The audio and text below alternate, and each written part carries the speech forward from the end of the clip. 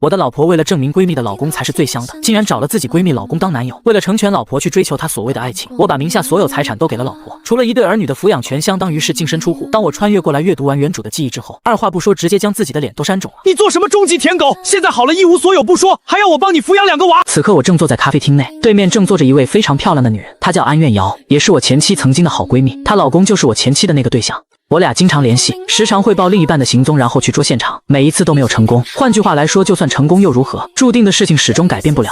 最近为什么不联系我，汇报李婉然的行踪了？安苑瑶说出这句话时，我感觉心很累，前身脑袋上的乐绿确实茂盛，但这并不是光彩的事。我已经离婚了。你说什么？我已经离婚了，在3天前。不可以，你不能离婚，他们现在一定在一起。你不是爱他吗？为什么不管好他？与丈夫李崇明结婚这些年来，安苑瑶一直没有孩子，她感觉自己每天都活在阴影中，总感觉丈夫要离自己而去。为什么要放手？我们当时明明说好的，你怎么可以先抛下我？不合适自然要离婚，没有为什么。不可能，你高中的时候那么喜欢他，以前那么爱他，你不会放手的。我离婚的冲击对安苑瑶太大了，一时间让她无法接受。如果不是曾经真的喜欢，谁又愿意当个舔狗呢？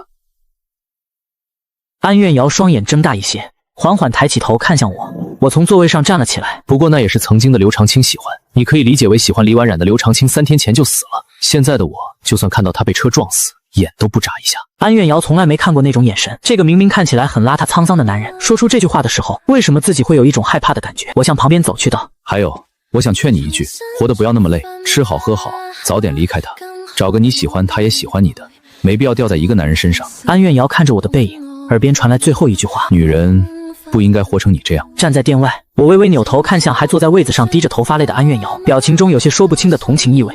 下午刚接完儿子回到家，正当要打开门的时候，我忽然发觉有些不大对劲，貌似听到了屋子里女儿的笑声。我看了看手机上的时间，这个点应该还在上课才对啊，生怕女儿出了什么意外，急忙将门打开，就看到自己的前妻在跟女儿谈话。我只是扫了一眼她，便不再去看，拍了拍儿子的后背，示意他进去。儿子看到自己的妈妈，脸上的表情变得复杂之极，但也没有多说话，只是脱掉鞋走了进去，向着妹妹走去道，来，跟哥哥进屋。我不想进屋，妈妈好不容易来了一趟。听话！我不，你不要惹我生气！把女儿吓了一跳，她从来没有看到过哥哥这个样子，惊讶之余愣了下来，反应过来后，眼中迅速的积攒了泪水，还没等她哭出来，儿子上前一把抓住了妹妹的胳膊，提了起来，还手抱住怀中的女儿，这才放声大哭，小手敲打着哥哥。在一旁看着的前妻李婉染的目光有些复杂，伴随着门被关上的响声，还有门后透露出来的哭声，一时间两人之间的氛围有些沉默。良久，我打破了这个僵持，屋里不太方便说话，出来说。说罢便走了出去。李婉染思考片刻，抓起沙发上的包包，也跟着走了出去。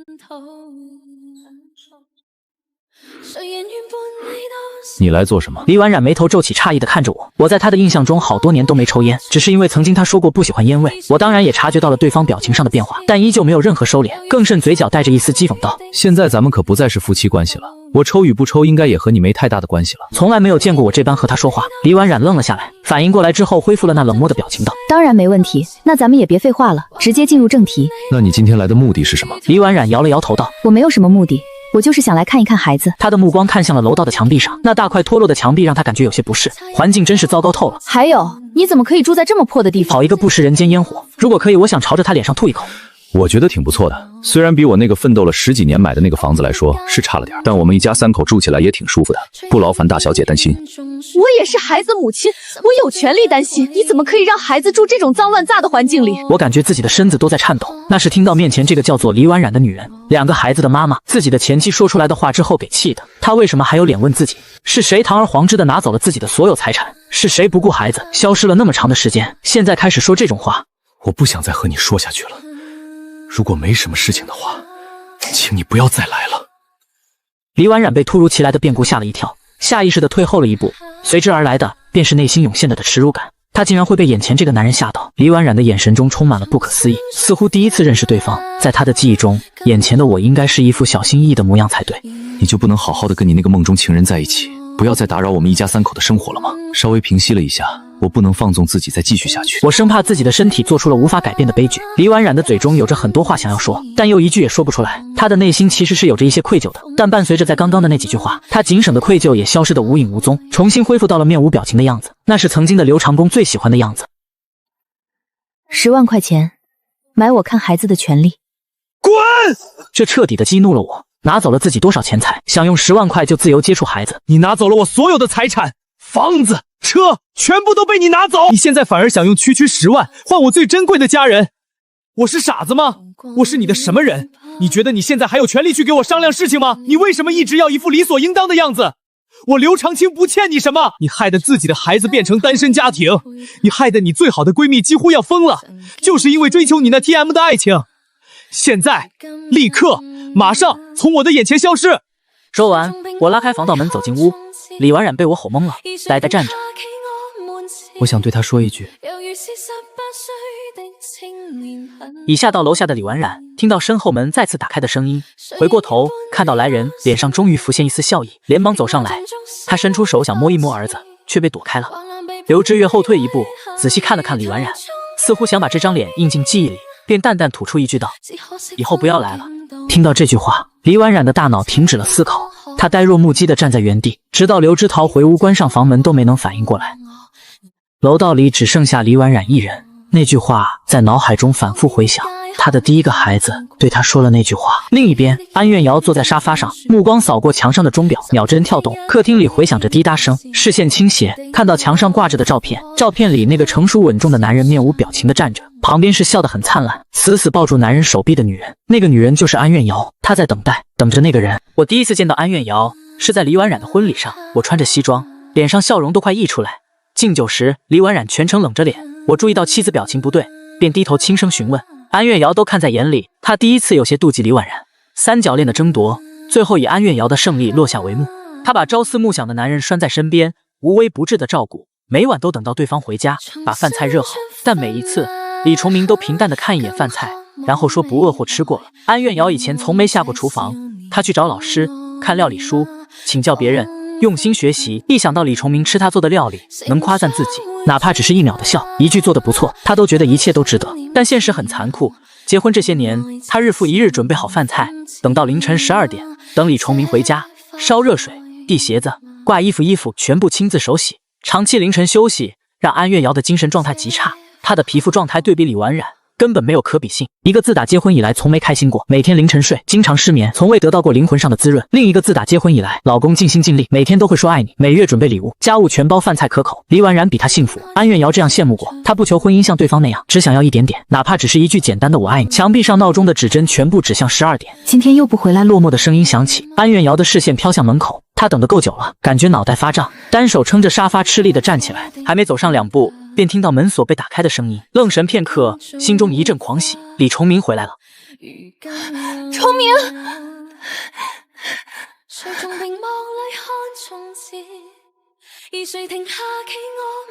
肚子饿不饿？我特地做。我已经吃过了。安月瑶感觉脖子像被掐住，张着嘴半天说不出话。明天我就不回来了，公司有点忙。公司出问题了吗？但也不要太累着自己。我明天给你煲汤，然后送公司。不用了，我自己随便吃点。那后天我们……后天我也很忙。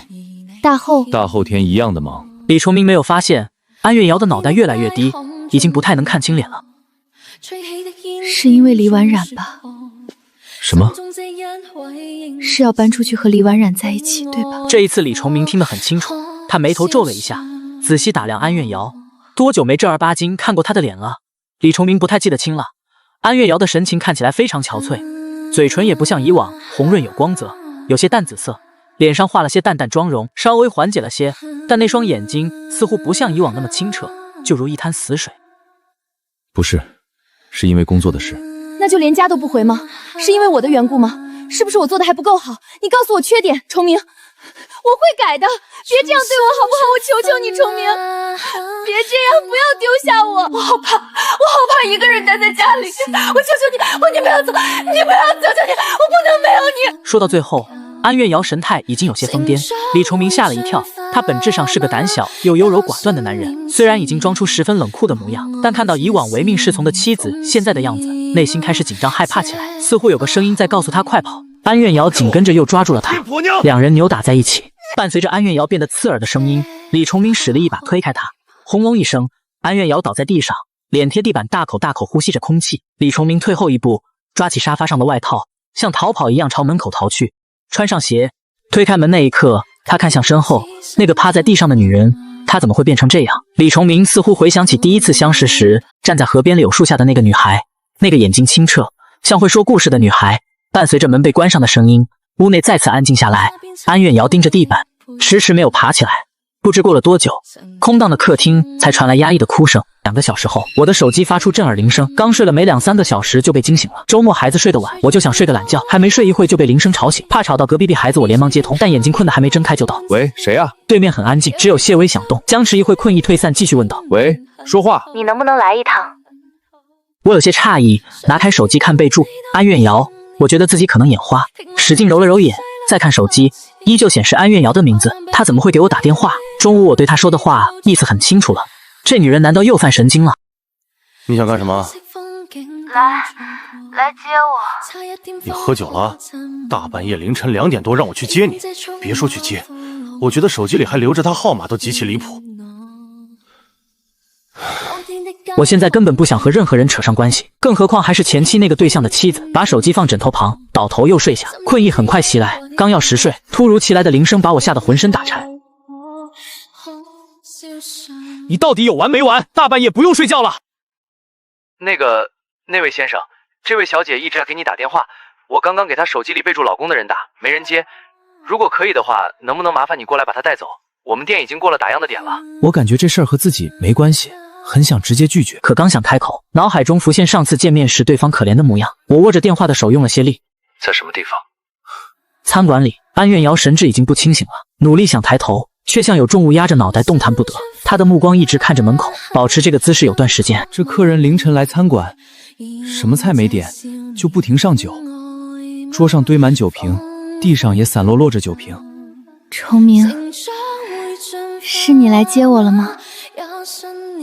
我可不是那混蛋。她的头发散乱，身上出了不少汗，头发部分粘在额头上，这副模样没有一丝美丽动人，反而像那个疯婆子。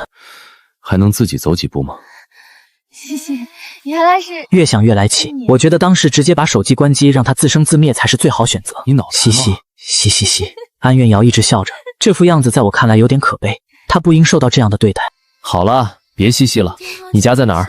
我给你送回去。安月瑶身子往前倒下去，我一把架住她胳膊，用力拉住。喝醉的人身体是没有骨头的，就像泥鳅般一直想往地上趴。我发力将她提起来，这女人体重很轻，看着和印象里截然不同的脸，我有些唏嘘。这具身体提供的记忆让我特别有感触。高中时期和她们一个学校，虽不同班，但好看的女生总是人议论的目标。尤其像她这样的女生，总是挂着一副笑脸，眼睛特别好看，笑起来像月牙，眉毛微微向下，脸整体看起来很柔弱，能激起大部分男生的保护欲。当然，当年的大部分中不包括我。叹口气，我想先把她嫁出店外。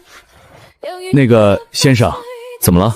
钱还没付。我眼睛扫了眼桌子，感觉嘴角抽搐起来，一手提起安月瑶，另一只手不停拍打她的脸，道：快醒醒，没付钱叫我来干什么？周日早晨8点45，女儿刘夏芝揉着眼睛推开屋门，她是被憋醒的，果然该听哥哥的话，睡前不喝那么多水。迷迷糊糊走着，脚下猛地一顿，险些被绊倒，幸好正前方有沙发，双手撑着沙发站起来。遗传了我的起床气的刘夏芝，表情看起来有些恼火。阿姨，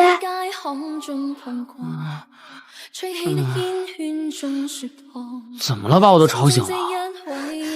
哥，你看，看什么？迷糊着睁开眼，顺着刘夏妮指指方向。刘之勇看到仰面躺在地上，身上盖着半床被单的安月瑶，沙发上一半，看样子是从沙发上滚下来的。安月瑶怎么会在我家？刘之勇同样震惊，一方面是安月瑶在家，另一方面对方穿着件宽松的白色 T 恤，那是他爸爸的衣服。哥，安阿姨怎么会在我们家啊？爸爸带回来的吗？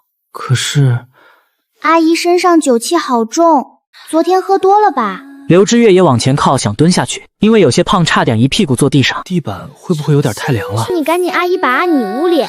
为什么不是去你屋？酒臭臭的。那我还嫌难闻呢。那怎么办呀，哥？给他放沙发上吧。睡沙发不舒服的。那就送你屋里去。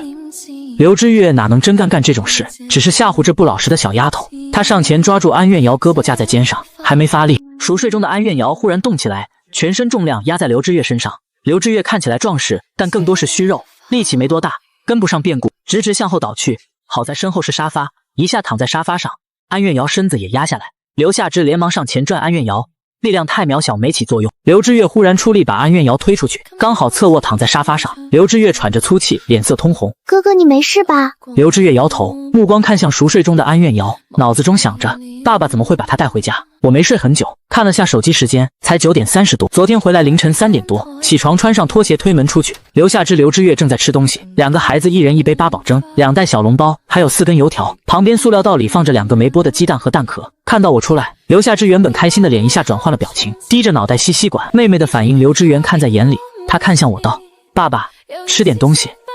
行，我先去洗脸刷牙。我朝卫生间走去，收拾完毕后，我坐在位置上，伸手拿了个小笼包，扔下没喝完的八宝粥，不开心的跑回屋里。我拿小笼包的动作停顿下来，有些不知道是否该放入口中，意思很明显，爸爸，他年纪还小。刘夏之怪我的这个父亲，因为在他的世界里，是我把这个家变得一团糟。在他看来，他妈妈那么完美那么漂亮，如果不是爸爸犯错，是不会离家出走不回的。他似乎还不太清楚离婚的意思是什么，更不知道真正的过错在哪一方。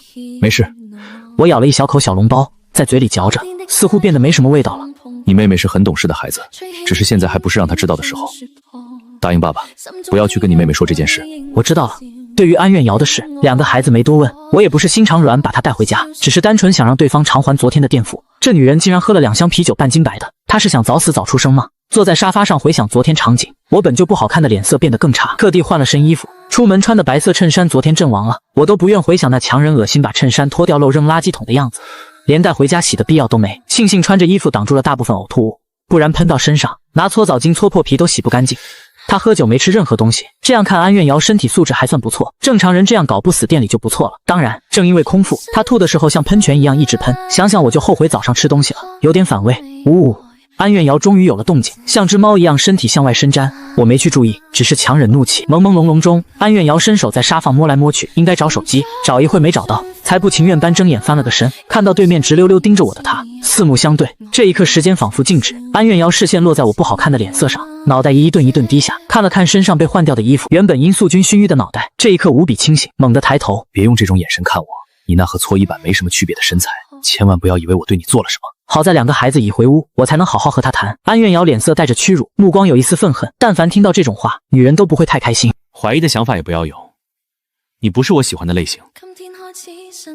我就很纳闷儿，我们关系算不上多好，你昨天喝酒打我电话干什么？没有人了。毕竟你现在这副样子，估计跟周围人断了联系有很多年了吧？谁能想到，以前校园风云人物，现在过成这个样子，为了所谓的爱情，变成如今孤单一人的，何止安月瑶一人，我同样如此。完全用众叛亲离来说，记忆中父母当初反对，前身坚持不懈搬出家，直到双亲去世才最后见面。那时睁着眼睛呼吸的只有我一人，处理完后事，孑然一身的我再也没回曾经长大的地方。现在这栋房子是唯一还值得回忆的场所，以往亲朋好友全离我而去，这也让我觉得是不幸中的万幸，最起码没人发现。现在的我不再是以前的那个刘长青。安月瑶看着我，像第一次认识我。她对我仅有的印象是个虽然辍学早早步入社会，但有着纯崇心，没有什么心眼，对人十分和善的人。以前的我可不会说这些话。好了，有感而发说了些废话。看你面相可看不出那么能喝，结下账吧，昨天我给你垫付的。多少钱？我小气的样子让安月瑶有些不悦，但反过来想，如果不是对方昨天来接自己，他或许已晕乎乎倒在路边哪个角落，死了也没人知道。一共754。你恩什么恩？你不说我都不气，感觉还问你要少了。你知不知道昨天在人家店里都做了什么？但安月瑶对店里的印象实在想不起一丝，人求视欲异常强烈。她伸伸脑袋，我都做了什么？不要让我回想那种场景好吗？你别管那么多，结账就行。住宿费我都没问你要，你还奢求什么？庆幸是我接的你，不然不宰你个千八百的说不过去。安月瑶觉得我说话很让人反感，想赶紧还钱，再也不要联系。我包呢？你哪来的包？我昨天到店里，你连鞋都没穿，还包？别看了，回来我给你冲了脚。你给我冲脚？不然呢？说完还伸手比划厚度。当时你脚底板全黑了，浴巾有这么多厚的灰。我好了，走路都不利索，还是我背回来的。问你家地址一直嘻嘻嘻嘻，可烦死了。安月瑶脑袋感觉宿醉后劲来了，身子后倾靠沙发上，抬手捂脸，觉得自己没脸见人了。那个我现在身上没钱。知道，你下次再给都行，欠条不用了。感觉你也不是差几百块的人。我掏出他手机扔面前道，手机电也给你充满了，没醒时给你发了短信，上面是我工作地址，还钱时直接去这地方找我，其他时间我不能离开岗位。安苑瑶点开短信，果然有一条 X 区 X 街道 X 书店。书店？不知道吗？我净身出户，服装厂也倒闭了，现在名副其实穷光蛋。我自嘲的话听在安苑瑶耳边犹如晴天霹雳。净身出户？为什么？你就当理解为脑子抽筋吧。我懒得回答。实际我第一次知道这事，也是二话不说把自己脸都扇肿了。已经爱到这种地步吗？那为什么还能放下？还有，以后没什么事，请不要打我电话了好吗？我突然说出的话让安苑瑶愣了一下。咱们关系太复杂了，我已经不想活在过去，应该跟着新的未来。一直活在回忆里的人，可不会幸福。所以以后没什么事别联系了，省得说风凉话。你现在毕竟还是已婚人士，是吧，安太太？不知为何，安苑瑶忽然觉得特别烦眼前这男人，每句话似乎都能挑起别的情绪。前一秒感同身受，下一秒就说莫名其妙的话。知道了。带着怒气的安苑瑶猛地站起来，突然感觉身体用不上力，腿脚发软往前跌。我伸手抓住她，安苑瑶看向我，咕噜咕噜，安苑瑶肚子发出空洞声响。我望着她，她的表情看起来有够好笑。最后我没忍住笑出声，在对方羞愧表情中，我停下放肆大笑，眼神示意桌子道：“给你留了份八宝粥，要不要放点糖？”安苑瑶胃很不舒服，喝那么多酒吐出来那么多，加上长时间饮食不规律，早上不吃点东西胃会受不了。对我的提议，她沉默许久后点头，另外叮嘱我多加点糖，她喜欢甜口。早上买的粥有些凉了，我特意把塑料杯封口划烂，粥到铁碗里放电磁炉上热，家里可没微波炉，趁热。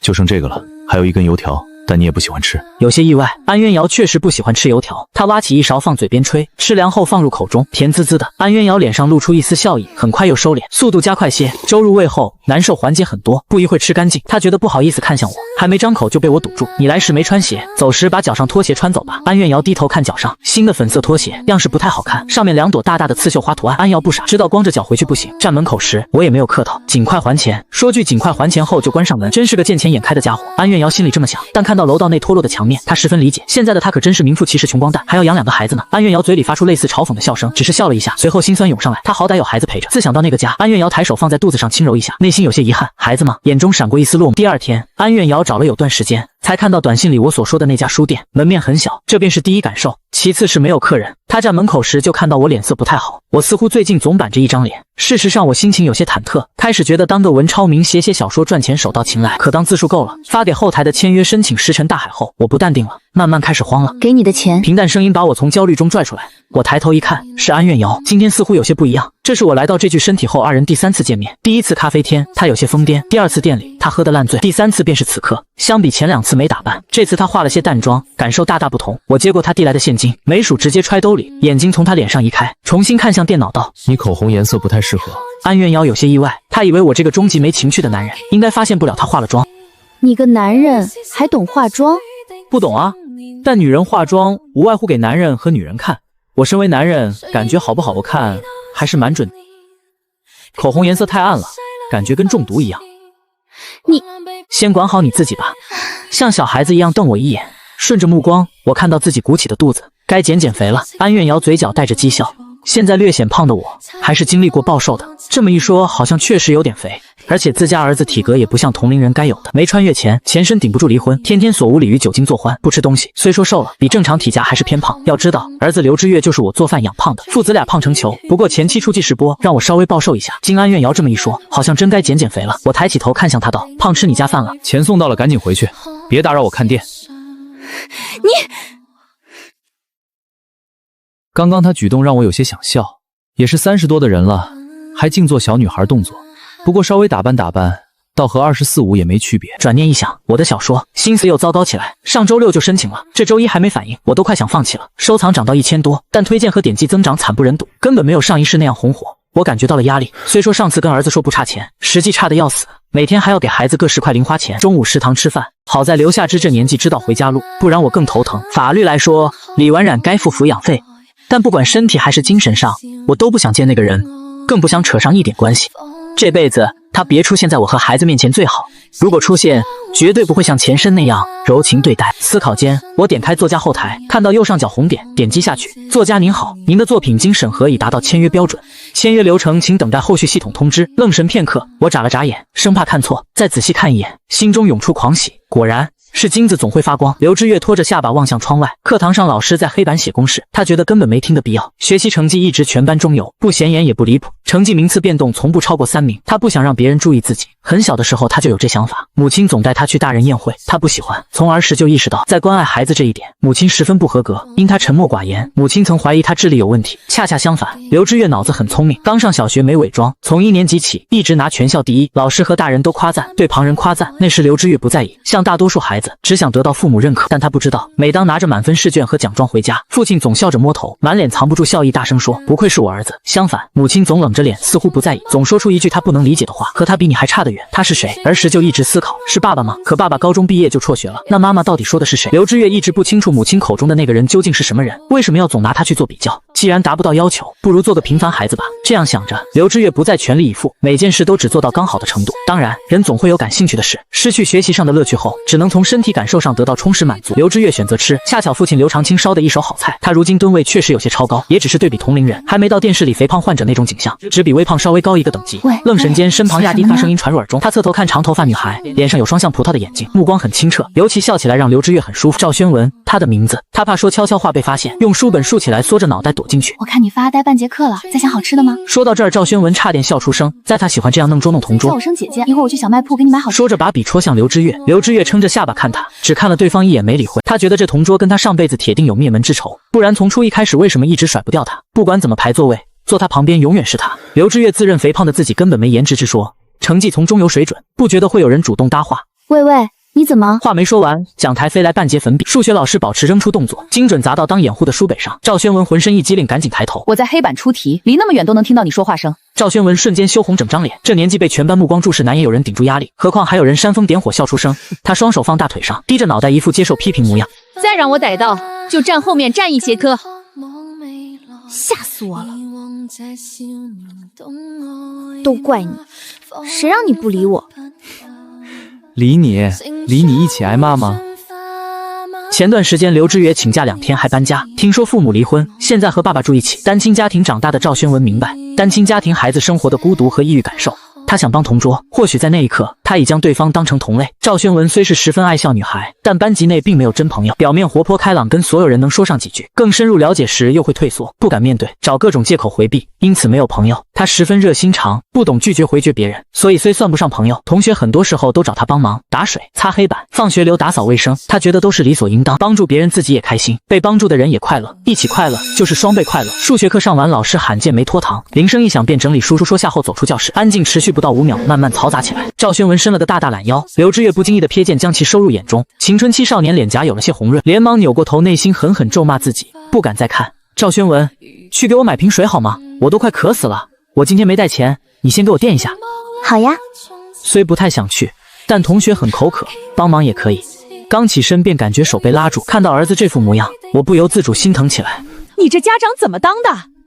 我没理他，一把抓起刘知月的手，推门朝校门走去。二人走后，办公室陷入沉默。说的在理，刘知月那孩子虽成绩一般，但听话得很。张元那小子就不行了。说完又喝一口，看了眼脸色青酸的班主任。数学老师摇摇头，不再多谈。回家路上，他抬眼悄悄看我，犹豫许久，想说什么没出口。我看出了他的顾虑。不要担心。刘知月脑海中回想着赵轩文的脸，他很老实也很开朗。女孩子吗？看着重点头的刘知月，我有些感慨，自家儿子不知不觉也不再是印象里那小孩子。仔细观察身旁的刘知月，个头有1.73米左右，因为胖显得不高，但配上这体重反而显壮。脸继承李婉然一些特征，眼睛和鼻子随我。脸型目前看不出什么，因为太胖，皮肤状态不错，完全没青少年满脸痘痘的情况。我清楚记得上一世像他这么大时满脸痘，最后不得不上医院调养，花3、4年才勉强治得差不多。刘知月底子好，瘦下来妥妥小帅哥。他提起赵轩文时，脸上不经意露出笑，我全收入眼中，也懂了个七去八八。青春期少年对异性抱有好感，我觉得再正常不过了。是不是喜欢人家？什么？爸，你别开玩笑，我就看他可怜。他愣神一下，猛反应过来，自己都不知道脸已泛红。好，我懂了。我笑眯眯看一旁慌张的刘知月，心中有儿子也长大了的感觉。看他胖胖脸上满是紧张，不知怎的想到安苑瑶说的话。儿子，咱俩减肥吧。刘知月诧异看着我，满脑子问号。从前年开始，隔段时间听我说次减肥，往往没几天就放弃。爸爸又开始了，爸你减我就减。我说真的，我也很认真啊，嘴上这么说，刘知月内心想着父亲肯定坚持不了几天。行，就说定了，以后早上5点半起床，咱俩跑步，正好你上学时顺道送你妹妹。5点半是不是早了？早什么早？正好把你那个喜欢熬夜的坏习惯也改了，晚上再熬夜，我早上硬拖也给你拖起来。刘知月嘴抽了一下，反正忍几天就行，父亲总不可能这次真坚持下来吧。第二天上课，赵宣文看着身旁空着的座位，不知为什么内心有些伤感起来。昨天同学就得到了消息，关于刘知月的处分，停课1周。相反，身为受害者的张元没什么惩罚。刘知月并没对对方施暴，还没动手就被赶来的班主任制止下来。不过当时的刘知月模样吓得张元裤裆湿了一片，全班都看在眼里，明明不是他的错。这样想，赵宣文脑海中有个念头，停课1周，他课程落下了怎么办？那自己好好学习做笔记，放学带去给他看。觉得这想法非常可行的赵宣文抬起头，他从未如此认真听课，仿佛要将所有知识都装进脑海里。放学后，他拎着装满笔记的包，朝着刘知月家走去。他们以前住同一小区，搬走时他还打听搬去哪了。想到自己这么努力，也不知道他看见了会不会惊讶，像小孩子想炫耀。赵宣文内心喜悦感已隐藏不住，去路上一直笑眯眯，说不准还能从他嘴里听到夸赞呢。他自打认识刘知月，从没见他夸过任何人，似乎一想到那场景，他忍不住笑出声。终于找到地方，赵宣文看看穿着，一切都得体。他清清嗓子，抬手敲门，不一会儿门被打开。刘知月刚接完妹妹回家，我还没回来。他开门时想着今天爸爸怎么下班那么早，打开门看到站门外的赵宣文之后，脸上表情才变惊讶。少见看到刘知月露这种表情。赵宣文捂嘴偷笑一下，然后咳嗽一声装正经模样。快谢谢我。谢你。刘知月纳闷看对方。当当当当，我今天上午特意给你记的笔记，是不是好惊喜呀？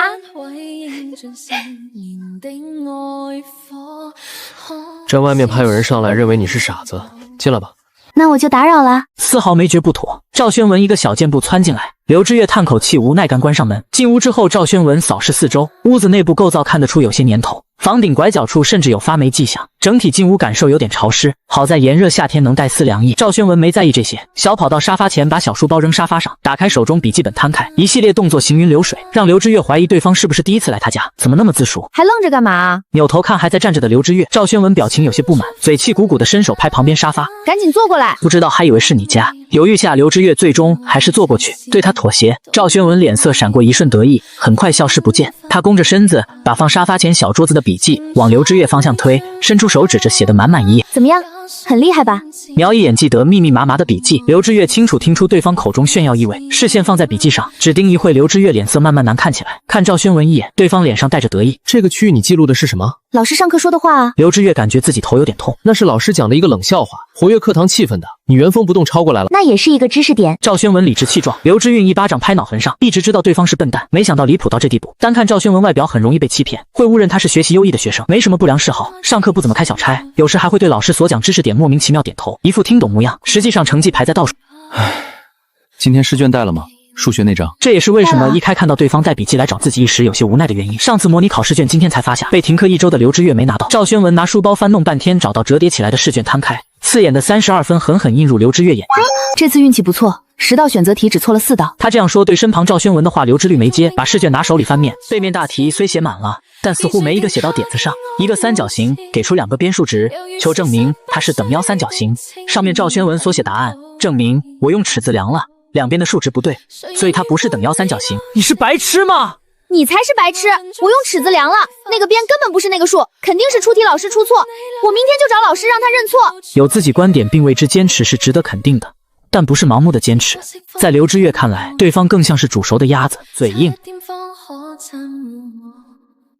给我老师看好，这道题是怎么做的。我下班时买了只鸡，似乎有段时间没给孩子加餐了，加上小说顺利签约且已记合同的喜悦，也想犒劳下自己，因此下班没直接回家，先去了附近菜市场挑选晚餐所需食材后，拎着一大袋朝家方向走。打开门却看到门口放置的一双女士小皮鞋，有些诧异，换完鞋便看到一脸委屈看着书本的女孩，以及旁边大声嚷嚷指点着面前试卷的刘知月。听到门口动静，两人停止交流，抬头看向我。女孩反应很快，连忙站起。叔叔你好，我是刘知月的同学，我叫赵宣文。随后反应过来，看面前女孩一眼，长得挺漂亮的小姑娘。随后又看刘知月，那小子似乎有些紧张。这一刻我懂了，忽然笑出来。你们俩在学习吧，别管我。继续，一会儿在这儿吃完再回去吧，让知月那小子送下你。爸，好呀好呀。刘知月满脸疑惑看向赵宣文，以为自己听错，随便客气下，你还真留下来了。行，那你们继续学习，叔去做饭，今天让你尝尝我的手艺。真是太麻烦您了。不麻烦，那我就恭敬不如从命了。哎，好。赵宣文脸上笑意似乎要溢出来，我也笑着点头，拎袋子走进厨房，越看越满意这小姑娘。看到我进厨房，刘知月才伸手拽把赵宣文，压低声像怕被听见。啊，我干了什么了吗？同样觉摸不到头脑的赵宣月疑惑看他，伸手摸摸肚子。我肚子确实饿了啊。刚叔手上拎着鸡肉吧，我最喜欢吃鸡肉了。他像想到什么，兴奋地拉住刘知月胳膊，也不知道是红烧还是怎么做，要是辣点就更棒了。刘知月嘴角抽搐，沉着脸色，生吃。生吃会更好吃点吗？赵宣文明显大吃一惊，低头深思，才小心翼翼地抬头看刘知月。刘知月一巴掌拍脑门上，这家伙彻底没救了。刘夏之放学被接回家后就没出屋，心情烦躁极了，缩在床上裹着被单，整个人缩成团子，一点动静没有。床铺角落放着那天妈妈来时带他买的衣服。当再见到母亲时，刘夏之简直开心坏了。当时正上课的被班主任叫出教室，正摸不着头脑时，看到了站在不远处朝自己笑着的李婉然，惊喜瞬间充斥大脑，不顾一切飞奔向妈妈身边，一把抱住，然后刘夏之请了半天假。从记事起，李婉然对刘夏之来说就是仰慕般的存在，妈妈的一举一动，每一句话，每一个动作，都让年幼的刘夏之深深着迷。带他去体验新鲜事物，参加宴会，看歌舞剧，这一切让刘夏之觉得母亲非常优雅，非常令人向往。至今还记得以前看妈妈跳舞时的样子，就像仙女一样。那时刘夏之暗下决心，以后一定要成为像妈妈那样的人。但不知什么时候开始，妈妈和爸爸交流越来越少，回家次数越来越少。每当他问哥哥和爸爸，两人总沉默不语，对他的询问没任何回应。他开始变得不太喜欢爸爸。那天，消失好久不见的妈妈回到家，像哭过一样，匆匆忙忙把东西装箱，随后走出门外。刘夏直去追赶，看到的却是妈妈上辆黑色轿车后消失街道尽头。他在后面哭着喊着拼命追，一不小心跌倒，身上粉裙沾满雨水，那是妈妈买给他的衣服，他最喜欢的一件。头顶雨似乎忽然消失，刘夏之抽泣着吸鼻子，抬头看打伞出来的刘知月，再也忍不住扑上去放声大哭。从那一刻起，他便开始讨厌我。思绪截然而止，刘夏之感觉鼻子又开始酸酸，胸口像被重物挤压，说不上来的难受。出去！我都说了，我不想和你们说话。是哥哥和爸爸。昨天妈妈到来时，哥哥竟然还吼自己。刘夏之觉得当时委屈极了，对方没回应他。不一会儿便听到放床头位置的购物袋发出声响，像被打开。刘夏之心里股怒气，别碰我的衣服！掀开被单，因长时间缩被窝，脸涨红，努力做凶狠模样，露出小虎牙。当看到面前那人脸时，刘夏之表情凝固。你是谁啊？你好呀。赵宣文露出了大大笑脸。这裙子真漂亮。你是谁呀？我吗？赵宣文猛地往前凑过去，把刘夏之吓一跳，身子往后仰，差点躺下去，连忙稳住身子，内心不免后怕。我叫赵宣文，你呢？刘夏之，你名字比你哥好听多了。赵宣文稍作思考后得出结论，抬头看有些蒙蒙的刘夏之，满脸笑意。刘夏之一副跪坐姿势，在床铺上缩被窝时间久了，头发有些粘在脸颊上，眼睛微红，像忍耐泪水，身上衣服有些脱落，身材比同龄孩子小些，就像精致洋娃娃般，简直太可爱了。觉得自己忍不住的赵宣文一把上前把刘夏之抱怀里，可爱的小丫头，让姐姐抱抱。变故来得太突然，刘夏之没反应过来，拼命挣扎，可是对方力气好大。刘夏之心里这样想，感觉被对方环手抱住后没一点反抗余地。哥哥，救我！差不多得了，别欺负我妹妹。刘知月声音在一旁响起。刚才屋外时，赵宣文问起他妹妹，听说放学后一直待在屋里不出来，他便拍胸口，一副交给他来办的样子，主动请用要和妹妹谈心。你胡说，我才没欺负他。他可不觉得自己在欺负对方。刘知月没和他多说，上前抓住刘夏之，从赵宣文怀里摘过来。重获自由的刘夏之连忙挂刘知月身上，把脑袋埋哥哥肩膀。他是谁？我讨厌他。干嘛讨厌我嘛？姐姐就是想和你玩玩。双手死死环住刘知月脖子，不愿下来。听对方说讨厌自己，赵宣文表情变委屈。讨厌！一段三连发之后，刘夏之盯着对方胸口，哼，看两人互动，刘知月不知为何想笑，伸手摸妹妹的头，非得把自己闷被窝里，好了吧，一头汗。我也讨厌你。嘴里这么喊，但刘夏之还是把头埋在刘知月身上，双手抱得更紧了。好，讨厌就讨厌，肚子饿不饿？爸爸快做好了。刘知月轻拍他脑袋，已有些习惯妹妹独特说话方式。我不想那时声音是很低，还在嘴硬，但肚子十分不争时发出一声响。赵宣文捂嘴差点笑出声，刘夏之头埋得更深。好了，你再这么搞下去，他真会生气的。刘知月对赵宣文说完，转过身朝屋外走去。哥哥，忽然听到刘夏之仿佛蚊子一样大的声音。怎么了？不要离开我。过了良久，刘夏之声音才有些哽咽传来。愣神片刻，刘知月脸上忽然有了笑容，用鼻子深吸一口气呼出，平拍对方脑袋，眼中露出丝柔情。当然，这辈子都不会。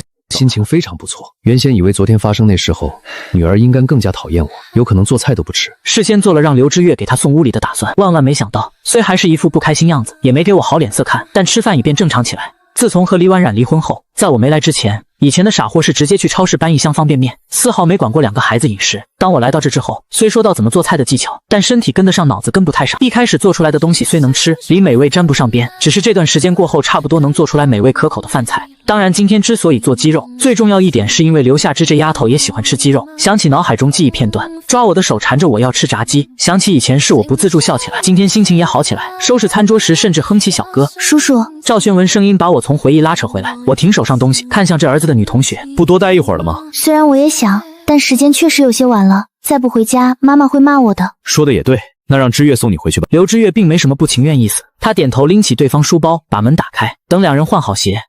叔叔，你做的菜真好吃。谢谢夸奖，喜欢吃就好。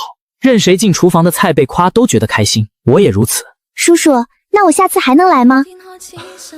当然可以，随时欢迎来玩。赵宣文高兴地跳起来，随后深深朝我鞠一躬，小跑到门口，回过头大声喊。还没等我回应，便被一旁看不下去的刘知月硬拖走。伴随着门关上声音，屋内再次安静。仔细想了下，我脸上喜意藏不住，主动帮人家拎包。好家伙，不愧是我儿子，有一手。我今天好开心呀！赵宣文走前面一蹦一跳，双手空空，落后一个身位。刘知月看着前方赵宣文，夜色已降，路边路灯已开。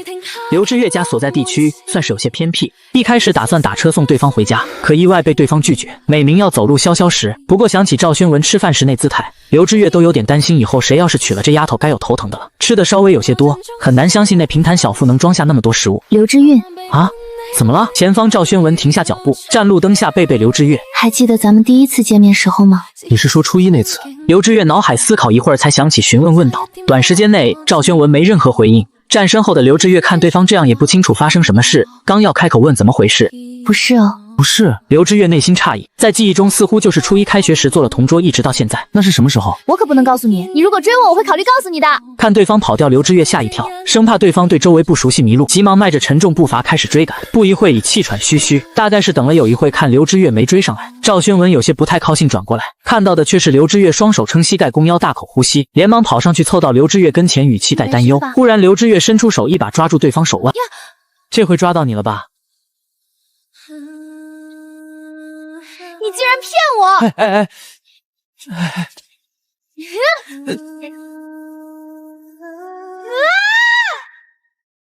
两人打闹一起，等一切归为平静后，两人有一句没句继续聊着，直到抵达赵宣文所居住小区。看眼前地方，刘知月有些吃惊，虽说路上就想不会这么巧吧，但对这小区刘知月很熟悉，毕竟前不久才从这搬离出来。你一直没跟我说过，以前我们住很近。那你也没问我啊，现在知道也不晚嘛。好了好了，没什么事，我先回去了，你回去路上小心点。我这都要到家门口了，还小心什么？刚你不就想知道我们第一次见面是什么时候吗？听到这话，刘知月来了精神，虽很想否认，但确实挺想知道。他点头看赵宣文，两人四目相对。以后再告诉你吧，笨蛋。夜里风很凉爽，吹起了赵宣文的发丝。他抬手指捋过，忽然转身小跑起来，声音却传到刘知月耳中。刘知月愣在原地，看对方背影直到消失。第二天早上5点半整，熟睡中，刘知月感觉到有人不停拍打他的脸，似乎在朦朦胧胧间还听到有人喊他名字，强迫自己睁眼。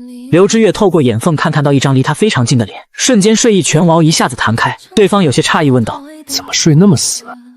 爸爸，我叫了你半天了，怎么拍都没反应？我扭动着腰势做热身动作，床头闹钟显示着时间5点32分。刘知月满脑子疑惑看向我，这么早喊我干什么？还能干什么？当然是跑步减肥啊！我身穿一身用服，还跳了一下，做出打拳击姿势，顺势出2拳。咱们不都说好了吗？我们父子减肥2人组，从今天开始要完成华丽蜕变。刘知月感觉似乎右眼皮在跳，这架势爸爸是认真的了。虽内心十分情愿，但刘知月还是掀开被子找拖鞋穿上，抬手打个哈欠，眼角流出困出来的泪水。我以为你就说说，我可是说到做到。爸爸什么时候给你开过玩笑？咱俩这体行，衣服都不太好买了，清醒点儿。说完没得到儿子回应，我看他脑袋像小鸡啄米，不停点着，上去拍了他脑袋一巴掌。知道了知道了。刘知月不情愿揉揉脑袋，有气无力站了起来。声音小点，别把你妹吵醒了。一会儿咱们运动完回来，你洗漱下，顺道把你妹也送到学校去。我妹上学时间比我晚啊。你停课1周这段时间，先正常送她去校，等开始上课就提前送去。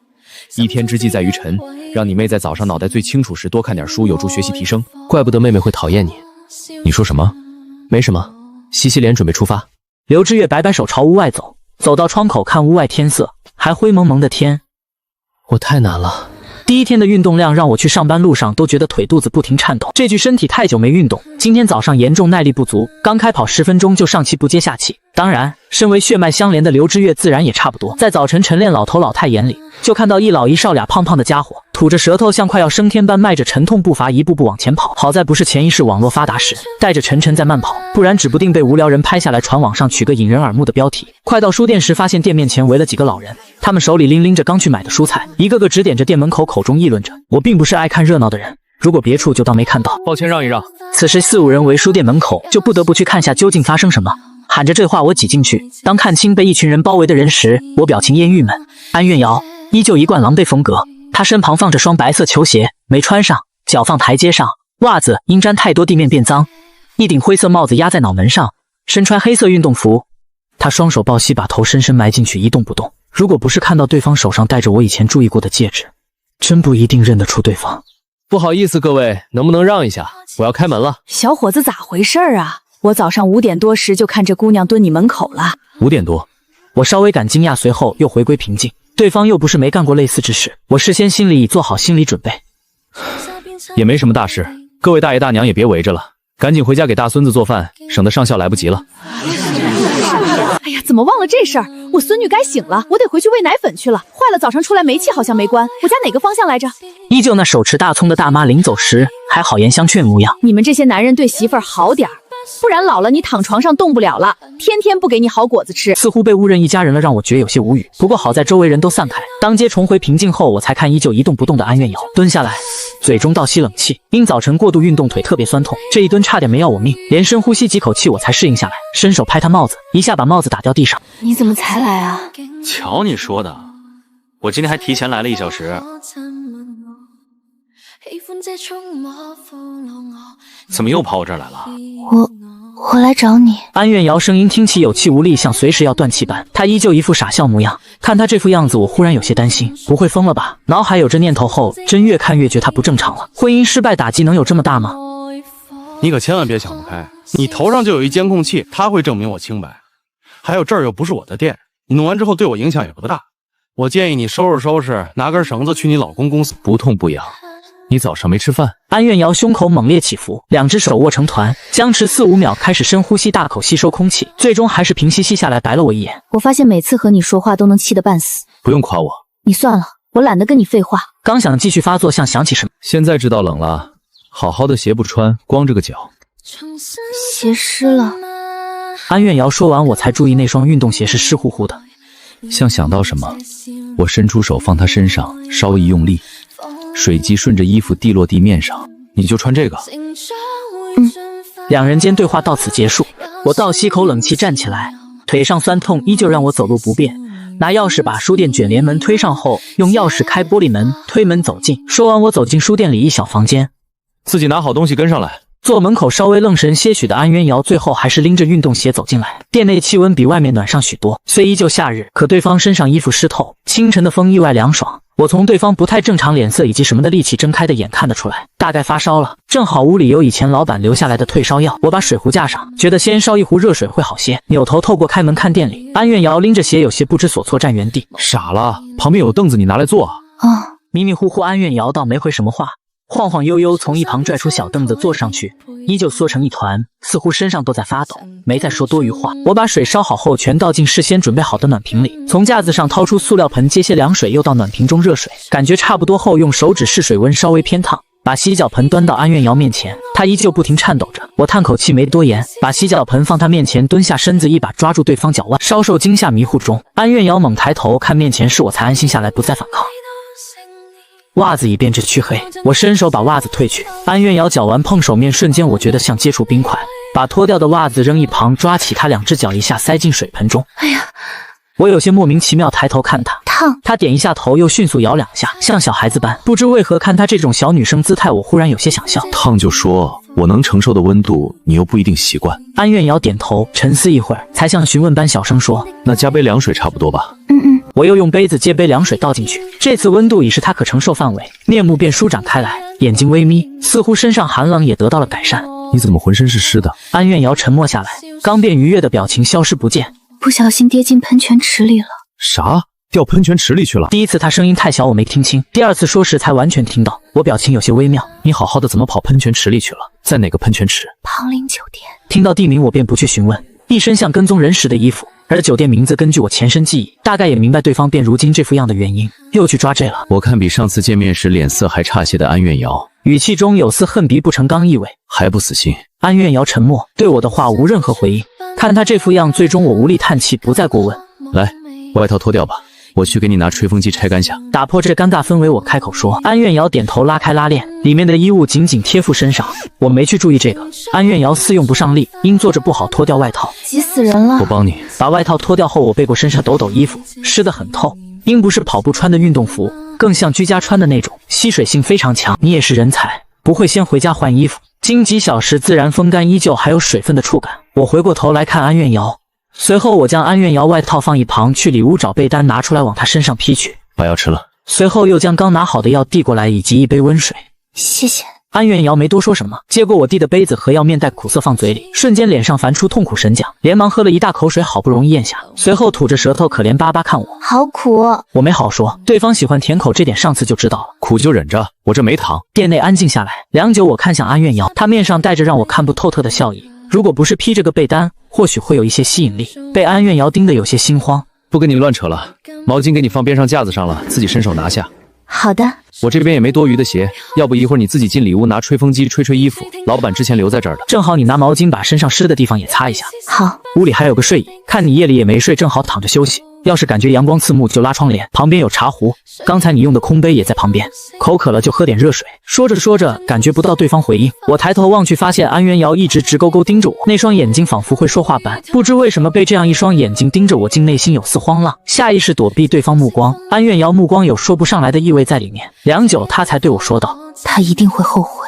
安苑瑶觉得自己做了很长一个梦，梦中她有2个孩子，丈夫对她特别的好，每天准备好饭菜，在一个普通却很温馨的家里吃丈夫亲手做的家常饭菜。原本如此美妙，让她深陷其中的梦境却被接下来的发展打破。某一天，梦中丈夫领回来一个女人，并说要和她离婚，带走2个孩子。最后画面定格在楼顶上，她便惊醒过来，大口大口喘着粗气，似乎能感受额头汗水滑落触感。空荡小房间回响她喘息良久才消下来。她抬起头环视四周，迷迷糊糊脑袋似乎有些想不起这里究竟什么地方，记忆一点点浮现，好像跑到了刘长青这里。安苑瑶记了起来，昨晚她偷偷摸摸在自己丈夫李空明公司旁边蹲点，然后看下班后的李崇明被李婉然往胳膊上了车，她打车追上去。当那2人进酒店后，她却被安保人员拦到外面。换谁看一个戴帽子穿运动衣的人都会觉得可疑。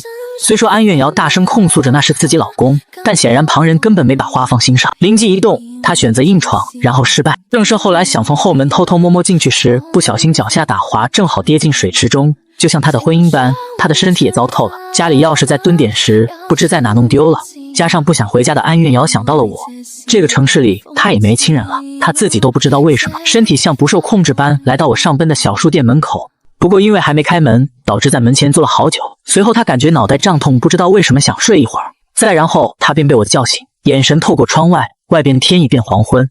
安苑瑶好好睡了一个觉，她似乎记不起上次这般睡得舒服是什么时候的记忆，身体还有些酸痛。她从睡椅上起来，伸手把已被吹干衣服套身上，好像自己睡前没吹干衣服吧。抬头看看紧闭屋门，安苑瑶轻微摇头，不去想那么多，将掉落地上被单捡起来，稍对折几次放睡椅上，拿过运动外套套身上，暖烘烘的。穿好后用手顺顺表面，还有点起球了。推开门，他便看到双眼盯电脑屏幕，双手疯狂击打键盘的我，似乎没注意到安苑瑶动静。我全注关注盯屏幕，手指敲击飞快似没任何停顿。安苑瑶下意识压低脚步力气，如没声音般悄无声息朝我位置靠拢，一步一步，最终走到我身后。他这才看清我在敲击什么东西，在打字，脑中闪过一丝疑惑。他脑袋往前凑了凑，盯一会儿才清楚意识到，似乎是在写小说，内心非常吃惊。在他印象中，高中毕业就不上学的我，怎会有这种水平？以前高中时，我虽算不上什么混子学生，但也不是好学学生，不主动招惹别人，但也从未受欺负，成绩普普通通。那时安苑瑶从没注意过这样的人，不过她曾在放学时见过我一次，嘴叼着烟和一群不三不四的人聚一起。只是当追到李婉染后，就好像变个人般开始变努力学习，只是那时已有些来不及，因此高中毕业选择出门工作。1年之后，刚大一的安苑瑶便听到2人婚讯，又过不久便传李婉染怀孕的消息。这样的我还会写小说？满脑子疑惑的安苑瑶脑袋深越来越近，直到发丝垂落搭在我脸上，我这才从马字海洋拽出来，扭头看近在咫尺的一张脸，面无表情看他。你干啥呢？你在写小说吗？今天责编联系我给了一个小推荐，不是主页强推，而是分类小推荐，这也让我惊喜不已，慢慢变好起来了，总比什么都不给要强多。斗破苍穹，成绩开始慢慢变好，点击量虽不到5万，但收藏快达3000，虽和记忆中大红大火完全比不了，但没有任何推广，20多万字才签约的情况相比，这已向好的方向发展。我姑且算了下，如果多更保持全勤，这成绩差不多完全够一家3口开销，孩子学费最起码短时间内不再是问题，要再火点就好了。虽心里这样想，但自己也清楚不太现实，知足常乐。如果自己那家服装厂没倒闭的话。书名叫什么？斗胜苍穹，男生向小说，你估计也看不下去。高中时我也看过小说。女生向的吧，霸道总裁爱上我之类。什么？那时看的好像校园恋爱小说，是以前朋友带来给我看的，现在已没任何联系了。不说这个了，先吃点再回去吧，我离下班也没多长时间了。安月瑶点头没说话，我拨通电话给中午离不远处家那家餐馆说好2份拉面。这个时代外卖还没普及，只是因中午去打包距离确实很近，事先和老板说声。拉面应该没什么不喜欢的吧？还行，挑也没办法，我现在也没什么钱了。真是没有风度，干嘛抱怨他？两人又不是什么亲密关系，被对方盯得有些别扭。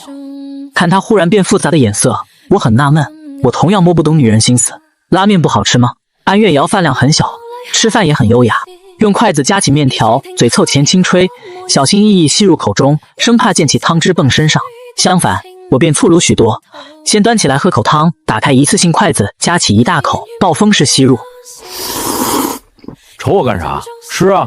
按理说安月瑶应该很讨厌这种吃饭姿态的人，但当她看到我吃法后，反而觉胃口也被调动起来。不知为何，就是觉对方吃饭特别香。好多年没吃过拉面，对这种小餐馆东西，安月瑶尝了口，发现味道还不错。长时间饮食不规律导致胃不太好，本身她饭量就不太能吃，几口面条下肚后肚子就有些发胀感受。她放下筷子，这就饱了。嗯，看才下去一些表层的面条，我脸上露肉疼神色。这败家女人太糟心了，扔了多可惜。你干什么啊？你这吃饭不行，太浪费粮食了。那你也不能，那是我吃过的。你又没往里面吐口水，怎么不行了？我疑惑看安月瑶一眼，没觉什么不妥。女儿吃剩的东西一直是我帮忙解决，不然这身肉怎么养出来的？安月瑶通红脸看我把2份面条合2为7后，又大口大口吃起来。这家伙羞意涌心头。我先回去。随后一股脑冲出门，莫名其妙看离开的安月瑶，我摇摇头，不是很理解她怎么了。还是继续吃面吧。安月瑶回到住所，因钥匙丢失又去找物业，不过好在最后安全回到家。因在我那里睡了一觉，做了不太好梦，出了身冷汗，她决定先去洗澡，到浴室热水放满浴缸，褪去衣物。安月瑶进入里面，长长呼出口气，这一刻似浑身疲劳都被一扫而空。洗了有段时间，洗完她擦拭干身子，裹浴巾从浴室走出，站镜子前，双手拿毛巾搓揉头发，动作停了下来。她目光看向镜子，愣稍许时间，身影往前凑，仔细观摩脸蛋，好像没那么不堪。手放脸上轻轻触碰，虽脸色不太好看，但底子还在。安月瑶揪揪嘴，嘴唇也挺饱满，内心自我安慰一番后，离开镜子前，拿吹风机把头发吹干，烧给脸蛋补水，便朝卧室走去，打开灯，躺柔软大床上，闭着眼睛。他脑子很乱，各种各样事在脑海不停翻滚，总是离不开一个人的身影。对了，忽然想起什么，安月瑶把一旁笔记本抱过来，打开电源。她想起不久前在书店看到我写着的小说，名字还没忘。过一会儿开机后，打开网页搜索起来，在某个小说网站进行连载。刚刚在书店，她并没看到什么，只大致扫几眼看看人物间对话，并不清楚剧情发展。抱反正就打发下时间的想法。安月瑶点开第1章，开头看她莫名其妙，不过视线跟着字往下扫。随着时间的推移，她感觉到虽文采算不上什么出彩，但大大超脱她的期望。她以为是不堪入目的文采，勉强看得下去，还不错。内心出现这样想法的安月瑶不知为什么，看那个名叫向的主角所受不公，她的内心似乎也跟着莫名其妙紧张起来。时间1分1秒度过，安月瑶也不知不觉看很久。夜已降临，挂在墙上挂壁式钟表在12点时发出轰轰通的声响，这才安月瑶把思绪拉回现实，腿似乎变麻木，她抽出腿往外伸闪，那一刻舒坦感充斥整个大脑。她把笔记本放床头，插上电源，虽是新款，但因技术原因没太长待机时间。抱过枕头，安月瑶趴那里，眼睛还看电脑屏幕，虽很不想承认，但他此刻确实陷入其中。看从曾经的天才陨落到后来被人嘲讽，以及被未婚妻上门退婚，这些都让安月瑶感同身受。他似从文中萧炎身上看到我的身影。当年意气风发那个少年，如今也变成大叔模样。他不知为何把两人身影重叠在一起，似乎文中那个主角就是我本人化身。那萧薰儿所指又是谁？李婉染吗？当看到撕毁婚约，喊出30年河东30年河西时的萧炎，就像看到在咖啡厅两人见面时，我轻描淡写的说已经离婚了一样。不知不觉安苑瑶又熬夜了，直到太阳升起时，他才支撑不住困境，眼皮一直打架。强打起丝精神，他控制鼠标移动到打赏样式按钮上。当第二天上班像往常一样打理好准备坐下来上传章节时，打开后台管理看到5万多收藏的数字，先是一愣，以为自己眼花，眨眨眼睛，鼠标右键刷新页面一次，数字突破6万，愣在原地，反应过来后伸出手指指着屏幕，嘴里嘀咕个10、百、千、万，倒吸口冷气，数字竟然还在上升，我完全不知发生什么。最终数字涨到快10万收藏时才停止这种飞跃式增长。当我点开自己书籍网页时，刷新好几次才出来，刺眼的点击数字、收藏数字以及那霸占了打赏粉丝榜第1名的账号。我觉得自己眼睛是不是出幻觉，只看到1后面跟着好多0。登上聊天软件，刚刚登录那刻电脑像快炸般滴滴滴响个不停，鼠标一上去发现是责编消息，点开好多消息，前面不痛不痒的话我都过滤掉，只看到小分类推荐改为主页强推，这就强推了，完全不知发生什么。虽以前也有人打赏，但大多小数额，没这么夸张情况。点开书评区，清一色各种各样人留言，